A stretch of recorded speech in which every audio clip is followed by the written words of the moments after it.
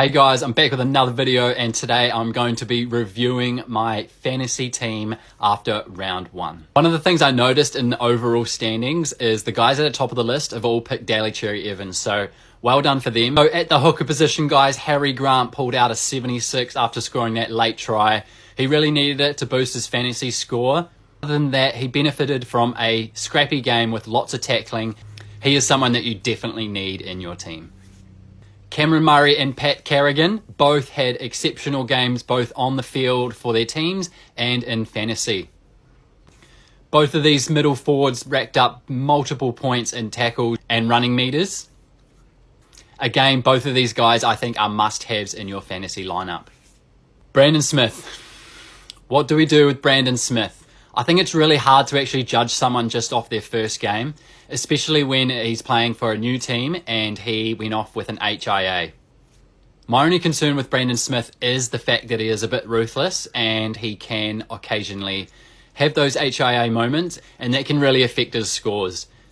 He didn't lose too much money in round one, so I do think that he is still a keeper at this stage. We will have to see what he does next week though. Jermaine Hopgood, the absolute stud of NRL Fantasy in round one.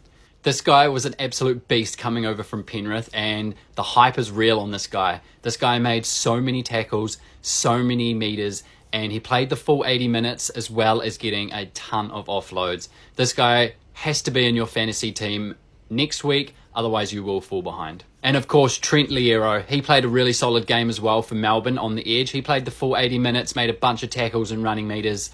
Full props to him, and he should make a lot more money for us. Again, Nathan Cleary, I captained him. He scored a nice 122 for me.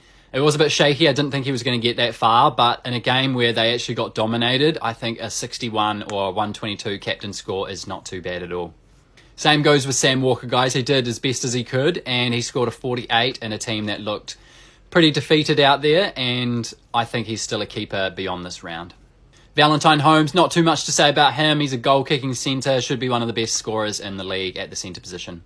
Paul Alamoti, he did only score 17 points, but I don't think that's anything to worry about, guys. Their team looked very bad, and you can't really blame him. He should get more ball. It is really hit and miss, though, guys, playing outer side of kick-out. And lastly, guys, my back three of Haynes Perham, Will Warbeck, and Lockie Miller all scored pretty low, but I do think they have more price rises in them. How did your fantasy team go, guys? I'd love to see what you scored in the comments. Let me know down below.